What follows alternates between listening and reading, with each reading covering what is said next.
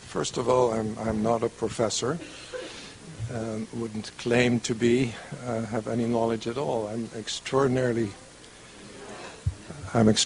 moved and honored to be with an audience of like-minded people, all on the same purpose. The last time I had an opportunity to address a large group was a gathering of partners in Price Waterhouse who didn't have a clue what I was talking about. And I imagine that this will be a little easier.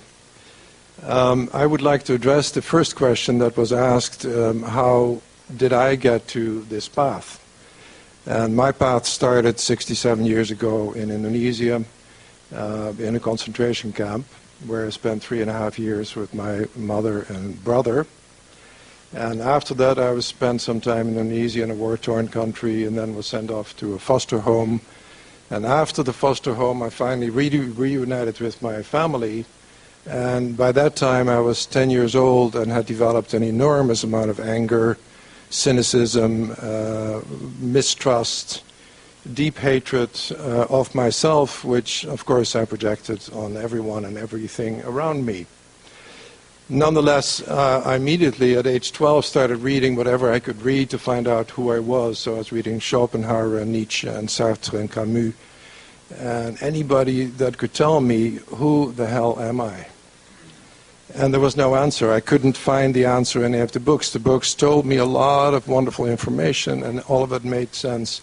But none of it could get to me, who am I? And then there was a time when I was 17, I woke up in the middle of the night with an unspeakable feeling of peace and love. And I jumped out of bed and I said, I know the answer. I've got the answer. And the answer is, there is no question. And then I said, okay, I want to see what that looks like, because I now feel it, I know it's true. What does it look like? So I jumped back into bed and went back into that state. And what it was absolutely crystal clear blackness. So I knew at that age the truth. I know who I am. Unfortunately, in my culture at that point, there was nobody I could share this experience with. Nobody would even understand what I went through, and I sure as hell did not understand what I went through. So how did I respond to this particular experience? I responded by deciding that I would never think again, because this was clearly leading to insanity at a very rapid pace, and that I would solve my problems henceforth with drugs and alcohol. And so I had then a lengthy career of about 45 years of drinking, doing any drug I could get my hands on, always with a dual purpose. And the dual purpose, one, was to kill the self that I hated. But underneath that was another purpose which I was vaguely aware of, but not consciously aware of, and that was to go back to the truth of who I am. I was just looking in the wrong place. It is not in booze and it's not in drugs. But I thought maybe it was going to be there because it wasn't anywhere else. I didn't know of Stan Grof. And then there came a time about 14, 15 years ago where I decided that either I was going to commit suicide because my life was unbearable, or there had to be another way. And the line that there had to be another way just stuck in my mind. And somebody gave me A Course in Miracles, and I opened the Course in Miracles, and the first line I read was this: sin is lack of love, as darkness is lack of light. And I said, holy shit, I've always known that. That is true. Well, the next line started talking about Jesus and the Holy Spirit and the Father, and I said, nah, this is not for me. It took me another 2.5 years to go back to the Course. And then the Course started talking to me about truth. And I didn't see those words anymore. I didn't see the word God that I objected so much to. I didn't see the word Jesus. I didn't see the word Christ. I didn't see the word Mother or Father. I didn't see any of that language. All I saw and all I read was a very, very straight line to the truth. Sin is lack of love. This brings me back to what Serge was talking about earlier. And by God, that is true. Sin is lack of love. It's nothing else.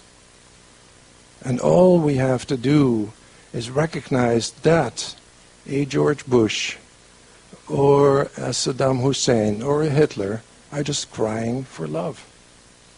And all I have to do is give love to the George Bush and the Saddam Hussein and the Hitler within me.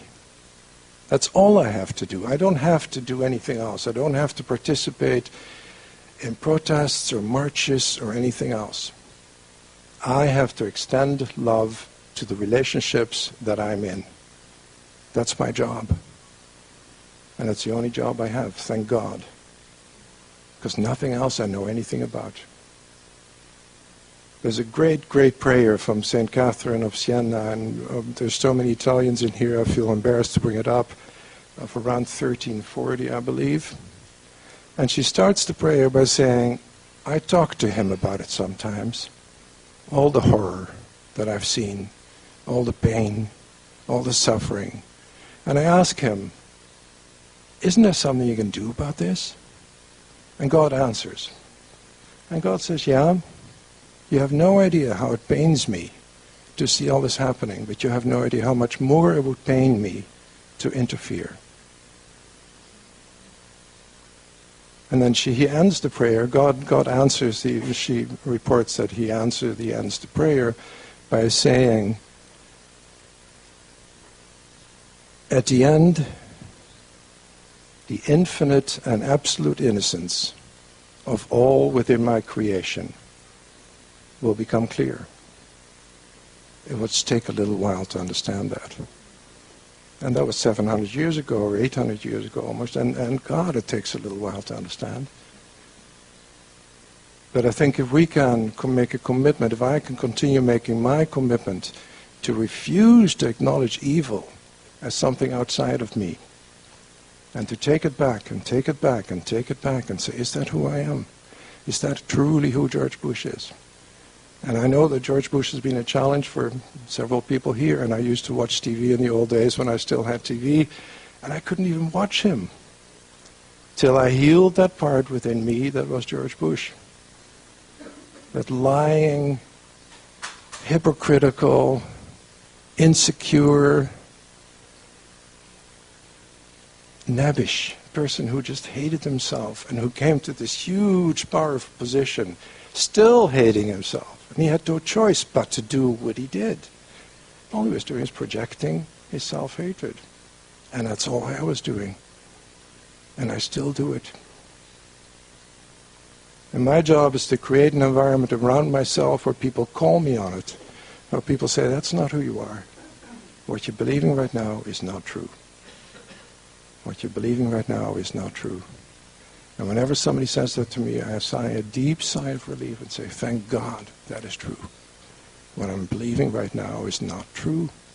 The truth of me is not open to belief. What's open to belief is all the crap I made up. And I made up a lot of crap. And I'm shoveling every day. And the work we do at the center, I want to share with Stan Groff what an incredible role your work has played. It was about 15 or 14 years ago when, whenever the subject of the concentration camps came up, I couldn't talk about it. And I couldn't figure out why. I was 3.5 when I came out, big deal. Everything is fine. I've forgiven the Japanese. I've forgiven everybody else. I'm a very noble person. I love everybody. But I could never talk about it. And then somebody suggests, why don't you do a holotropic breathing? I said, okay, I've done it before, and I'll do anything with the drugs, breathing, whatever. I'll try this one too. So I started the breathing, and I was assisted by 2 people. And for the first 10 minutes or so, I said, this is a total waste of time. Why don't you just give me some acid, which I'm used to taking, and we'll get much further, much quicker. But the people said, just keep breathing, just keep breathing. So I kept breathing. And then somebody, one of the 2 assistants, said something, whispered it in my ear, and he said, you're just a dirty little boy. And I just exploded in this huge agony of self-hatred and rage. And what I realized at that moment was that all the suffering and all the pain and all the torture and death and disease that I'd seen for 3.5 years as a tiny thing to this tall was my fault. I'd caused it all. Not only that, I had caused all the camps in the world. Not only that, but I was responsible for the entire Second World War. And that was where my guilt lay. That's what I've been walking around with. And if somebody, some psychologist or psychiatrist told me, I know what your problem is, you think you're responsible for the camps, I would have said, you're nuts. That's insane. But this process brought that out. And if it wasn't for that process, I'd still be walking around with it. Because there's no way that cognitively you can get there. You can't talk about this. I had to experience it. I had to experience the immense pain that came from that level of guilt. And it's gone. And now when my voice breaks when I talk about it, it's because I love it. I love this work. I love the war. I love the camps we were in. I love the Japanese. I love Hitler. I love every part of me. The part that's true, I don't have to worry about, because that always continues. It just waits for me to smile once in a while and say, yeah, I know what's true. And the other parts I have to bring up. And I have to bring it up with compassion. I have to bring it up with understanding and love, and with certainty that it is not who I am. And it's not who George Bush is. And it's not who any of the other people that we call evil. It's not who they are. We're innocent children of God. And so are we. And so am I. And thank God that is the truth. Thank you.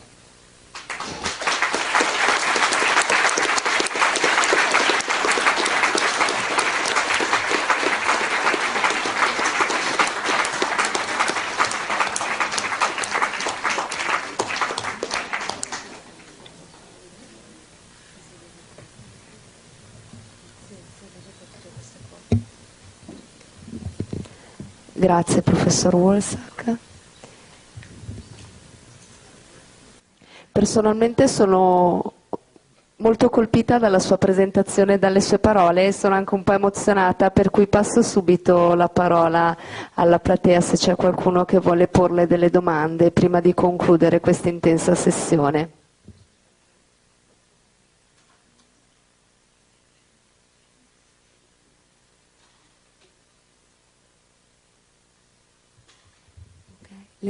Le pongo allora... ok, perfetto, c'è. Thank you very much for this, for the talk. I am very, very moved by the personal stories that these prominent men shared with us. Thank you. But the question that I have is kind of on a very practical level, and it relates to the beginning of your talk when you said that you are in this audience and it's going to be different because we're going to understand, unlike the talk that you had somewhere else and they didn't know what you were talking about. So the practical question is about how do you deal with that? How do you try to bridge the, your message, what you have to say to the people who don't understand? Thank you. That's a wonderful question, and I only told part of the story. At the end of my talk in Toronto, the number 4 globally for Pricewaterhouse came up to me and said, this is incredible, this is what they need to hear, and if you get a 10% approval rating, it will have been a huge success. I spoke exactly the same way I did today. I got a 94% approval rating. The fact is that this is what is true. Whether I'm a chemist, whether I'm a policeman, whether I'm an accountant, whether I'm a transpersonal psychologist, makes no difference. The truth is true, and the truth will always be understood. And my challenge in the idea of speaking to this group was, am I going to change my message? Am I going to start talking about percentages and bottom lines and profit curves? No, I'm going to say exactly the same thing. And the amazing thing was that it was totally received. as it will always be received. So I would encourage everybody to just speak from your heart. It doesn't matter who you're talking to. And we do that at our center, where we work with people with depression and anxiety, all kinds of chemical addictions. Lately, more the legal chemical addictions, which, as people from North America know, is an epidemic. The work is the same. It all goes back to who are you? And who you truly are has never changed. Who you truly are is not affected by what you've done, what you've said. It doesn't make any difference. What you've studied, it makes no difference. Who you are is intrinsically whole. And that's the message. And so when we work with people with all these addictions, whether they're legal or illegal, we go back to the self you made up. It's just a bunch of beliefs. That's all. If I look around the room, there's a lot of beliefs in this room. They work beautifully for them. Keep them for now. People that we got at the center are almost always at a life and death situation. You can understand if you travel all the way to Costa Rica to come to a healing center, it's not an easy decision to make. So the people we got are high crisis level. Either they make it or they're going to die. So they're motivated. And the motivation, of course, why am I attracting those people? Because that's my journey. That's why they're coming to our center. Other centers have other attractions. But the people we attract are life and death cases, and we teach exactly the same thing. Start accessing, and then you mentioned meditation, which is an enormous part of our practice. Start accessing the truth within you. We do the breathings 2 or 3 times a week, and sometimes when new people come, we do them every day. Start accessing the truth within you. And from our experience, it doesn't take very long at all for the first glimmers to start showing in the light, in the eyes. When the eyes start, suddenly there's a little flicker, and you say, okay, you're getting it. It's beginning to come in. And that little flicker just expands.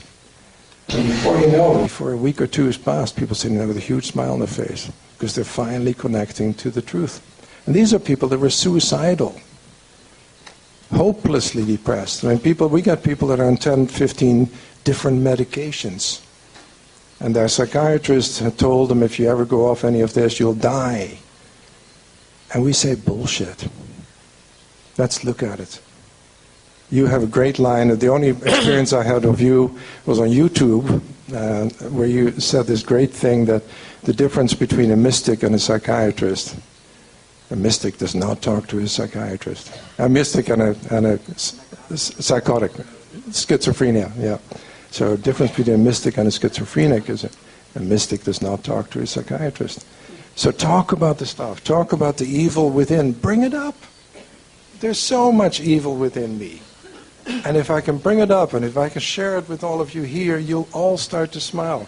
Stephen Levine had a great little thing. He said, if we all put on a hat, and the minute we put on that hat, we can all see each other's thoughts, what would be the outcome? Love. Because we all have the same torture chamber. We all have the pornographic movie going on. We all have the lust and the greed and the hatred and the love. And if we can just bring it out, put it on the table, say, this is what I'm thinking right now. And everybody here would say, oh, isn't that cute? He's being his 4-year-old again. He's back into his hatred. And it's gone. But you have to bring it up. And if you don't look at it, as Serge was saying, if you don't bring it up, it's going to run the show. It will run the show forever. So I have to look at my stuff, and the practical application of this work is so breathtakingly wonderful. And I think it was Judith this morning that said it is easy. And I always say it's unbelievably easy. How hard is it to change my mind? There's nobody else in there. How hard can it be? What do I want to be true? Do I want love to be the truth, or do I want fear to be the truth? Well, fear can never be the truth, so it's an easy choice. Does that answer your question a little bit?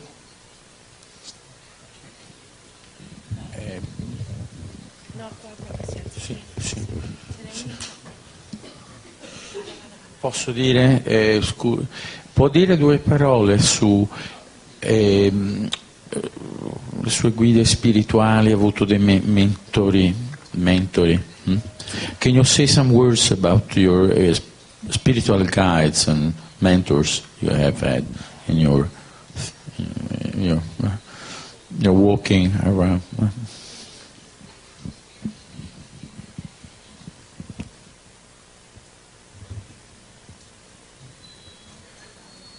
Professor Groff voleva dire. This is for me.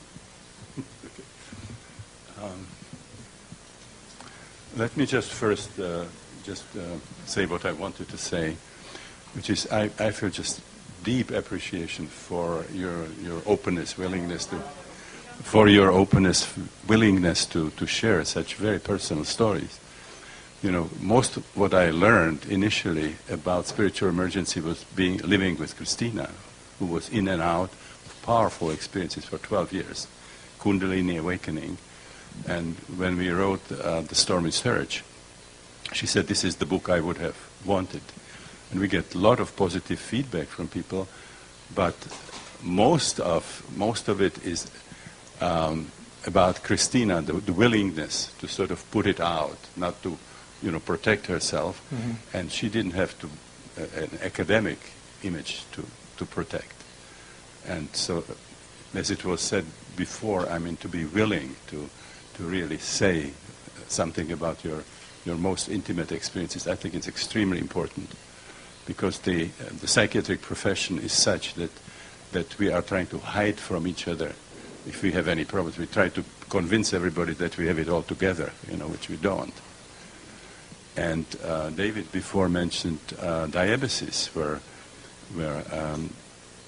John Perry, who was a Jungian psychiatrist, was working with people in these spiritual emergencies without tranquilizers.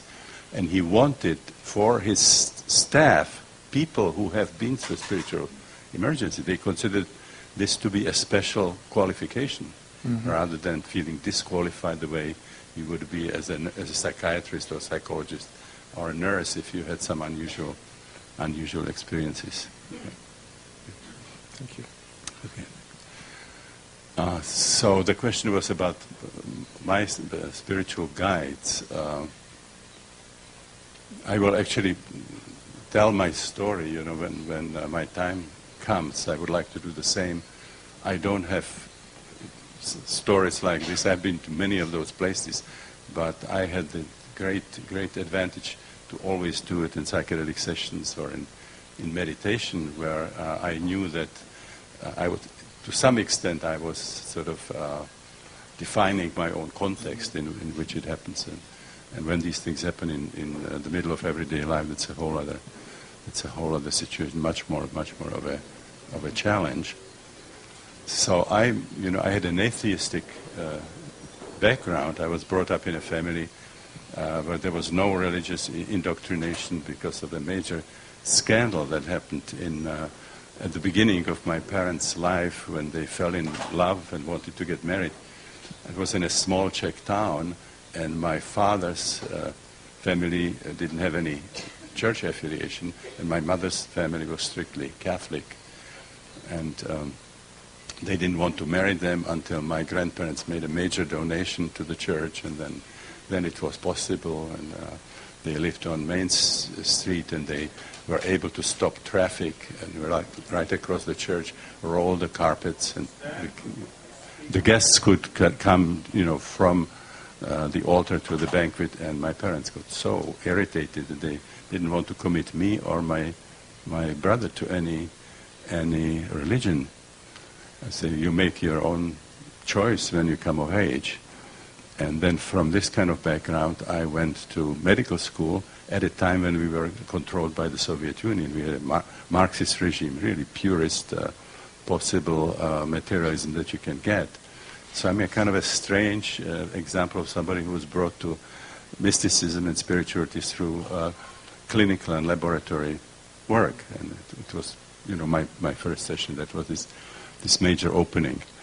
Now, in terms of teachers, spiritual teachers, I spent a lot of time around Swami Muktananda, part of the Siddha Yoga movement.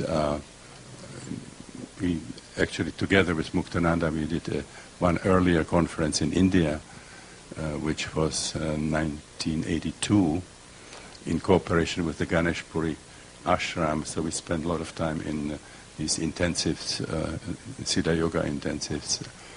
I have been doing for at least 25 years these joint retreats with Jack Kornfield, who's a very, very close friend. And he is my teacher as much as a kind of fellow seeker. And he considers is also a student in a way. So we're both kind of students and teachers of each other. But he has an amazing way of conveying Buddhism. I've learned sort of probably more from Jack than from books. Because he's also one of the few people who really walks his talk. So we do these 7 days. I just came back from one in Omega Center. It's a week where we do Vipassana meditation combined with the breath work, which is really quite an amazing combination. I've done some work in Zen. Brother David was a great teacher of mine, Brother Steindl Rast, who is Christian from the Benedictine order, but very different Christianity than the one you hear about. Christina wrote in the book Thirst for Wholeness, which was about alcoholism, addiction, and spirituality, about her experiences in the Episcopalian Church, where they had them sing, "Oh Lord, we are miserable sinners who don't deserve crumbs from your table. Oh Lord, we are sick to our core. There is no health in us." And you can't get a more powerful anti-spiritual program, because the only place where you can find the divine ultimately is inside. And if somebody tells you that, you're a piece of shit, okay, and so the last place where you would look, it's out there, and you have to go through hierarchies. And so this is a very different kind of Christianity than in this group. Father Beat Griffith had an ashram in India. We did some experiences with him, and he didn't see any difference between true Christianity and Hinduism. We were singing Om Namah Kristaya in his mass. So I learned a lot. The Hermitage of Immaculate Conception is about 10 miles from Esalen. So he came repeatedly to our month-longs, and there were people who were brought up in these fundamentalist Christian families, and then they became exposed to materialistic science and just rejected everything, and carrying very deep conflict. And Brother David came, and within 2 hours he made them true Christians. Jesus really discovered his own divinity, and he was trying to tell people, this is true. You are sons and daughters of God, and the divine kingdom doesn't come by expectation. The divine kingdom is here, but you don't see it. Something has to happen, some kind of a transformation. When you talked about you being Buddha and Jesus, I think the problem when you are in that space, you think you're the only one. Once you sort of bring it down, you say, well, I'm Buddha, I'm Jesus, but so is everybody else. So what else? Nothing changed except my understanding. So I go and wash dishes and just know that it's Buddha incarnate. The relationships between things don't change, so we can operate perfectly in the world, but you have a different kind of a meta framework. There are some other interesting teachers, which were not spiritual teachers, but were sort of helping me to bring this whole thing together with science. And the first one was Fritjof Capra, in the book, The Tao of Physics, showing. Because we were trying to bring transpersonal psychology together with the kind of scientific worldview that I was brought up with, and it just doesn't happen. But then having a response from Fritjof and people like Paul Serac, Nick Herbert, Fred Wolf, people who are physicists. Actually, there was more enthusiastic response to transpersonal psychology from physicists than from psychologists. It's a long answer, but.